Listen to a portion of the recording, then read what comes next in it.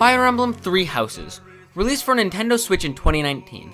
Fire Emblem is a strategy RPG that focuses on turn-based grid combat. Unlike most of its predecessors, in between missions, the game allows you to explore a large open monastery with multiple things to do, like cook, train, participate in blood sport, start a tea party, and even fish. Fishing can be unlocked really early in the game, as early as the first month. Just go to the dining room and talk to Flame. If you do, she will give you a quest that gives you 5 bait. Unfortunately, you can't fish forever as fish takes up bait. You can find bait lying around near the pond, but you will only gain 1 each time you find it. There are quests that reward bait, such as Flame's quest if you explore on the first day. Another way to get a lot of fish is during Chapter 5. When exploring the monastery, if you talk to a merchant, they will give you a quest called Clearing the Way. If you complete it by routing the enemy, the following week you will be able to purchase goods from the southern and eastern shops. In the southern shop, there isn't too much of note, but in the eastern shop, the first thing that appears is bait.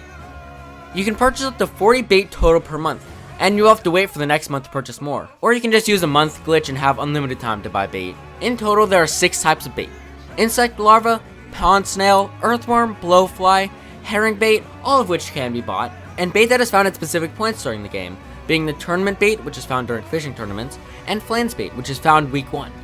There are 6 types of fish shadows: blue, cyan, red, gold, purple, and rainbow. These shadows appear right before you catch a fish, and determine what type of fish you catch. In total, there are 18 types of fish. Most of the fish can be found using bait that can be bought, although some can only be found during specific events. Like for example, rainbow fish can only be found during the Fish of Mystery event. If you choose the Silver Snow route, there will be a total of 16 fishing total events. For the Crimson Flower route, you will have 13 total events, Azure Moon, 13 events as well, and the Verdant Moon route has 15 total events, each lasting 1 Sunday. But as for the minigame itself, just walk up to the fish keeper near the pond and press yes after talking to him. When you do, you'll be brought to a prompt that lets you choose what bait to use. After selecting it, if it's your first time fishing, it will give you a small tutorial.